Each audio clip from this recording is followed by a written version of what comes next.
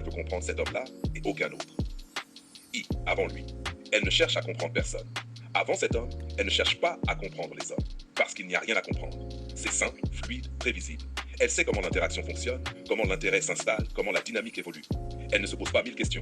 Elle vit, elle avance, elle choisit, elle dispose. Puis un jour, un homme apparaît et tout son système intérieur se dérègle. C'est là que commence l'histoire. 2. Le premier basculement. Quand il fait naître l'incompréhensible, 1 minute. Le moment exact n'est pas spectaculaire, il est discret. Une micro-perturbation. Il dit quelque chose d'inattendu. Il réagit d'une façon inhabituelle. Il ne tombe pas dans le charme immédiat. Il ne joue pas le jeu classique. Il casse la logique qu'elle connaît. Et son cerveau, conditionné à prédire, n'arrive plus à prédire. C'est ici que naît le besoin de le comprendre. Northway. Le trouble interne, quand elle n'arrive pas à expliquer ce qu'elle ressent. Elle n'est pas encore attachée, mais quelque chose en elle est déjà troublé. Pourquoi elle pense à lui? Pourquoi ce petit détail la marque? Pourquoi son regard l'a touchée comme ça? Pourquoi elle se souvient de sa phrase exacte? Elle ne veut pas comprendre l'homme, elle veut comprendre l'effet, cet effet qu'il crée en elle et qu'elle ne maîtrise pas. La rupture de son pouvoir. L'instant où il ne réagit pas comme prévu. 2 minutes. C'est le moment décisif. Il ne répond pas tout de suite, il ne s'excuse pas, il ne court pas, il ne montre pas d'empressement, il ne se laisse pas impressionner, il ne se laisse pas séduire facilement. Elle n'a pas l'habitude. Depuis des années, son charme ouvre toutes les portes. Depuis des années, son énergie suffit. Depuis des années, elle sait comment faire réagir un homme, mais pas lui. Et c'est précisément quand elle perd ce pouvoir implicite qu'elle commence à pouvoir comprendre. Pas les hommes. Lui, parce que c'est la première résistance réelle qu'elle rencontre. Le moment biochimique, chaud-froid et dopamine, 2 minutes. Cet homme n'est pas lisse, il n'est pas constant, il ne se livre pas totalement.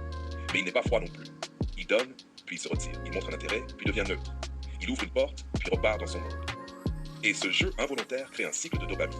Attente, mini-récompense, manque, retour d'espoir. Ce cycle transforme son intérêt en obsession douce. Elle veut comprendre ce rythme, ce mécanisme, cette alternance. Elle pense vouloir comprendre un homme. Elle veut comprendre l'addiction qu'il a déclenchée. Vice, le moment émotionnel.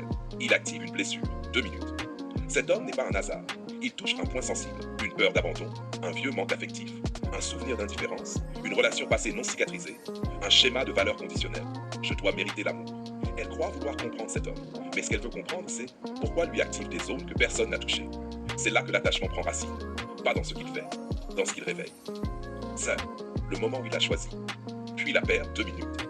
Il y a un moment très précis, celui où il lui montre un intérêt réel, sincère, subtil, puis disparaît un peu. Il n'en fait pas trop, mais il en fait assez pour qu'elle sente un lien. Et quand un homme crée un lien, puis se met en retrait, le cerveau humain cherche automatiquement à comprendre ce retrait. Pourquoi il s'est ouvert? Pourquoi il s'est refermé? Que signifie ce geste? Qu'est-ce qu'il ressent? Qu'est-ce qu'il cache? Qu'est-ce qu'il essaie d'éviter? Est-il blessé? Est-il froid? Est-il testé?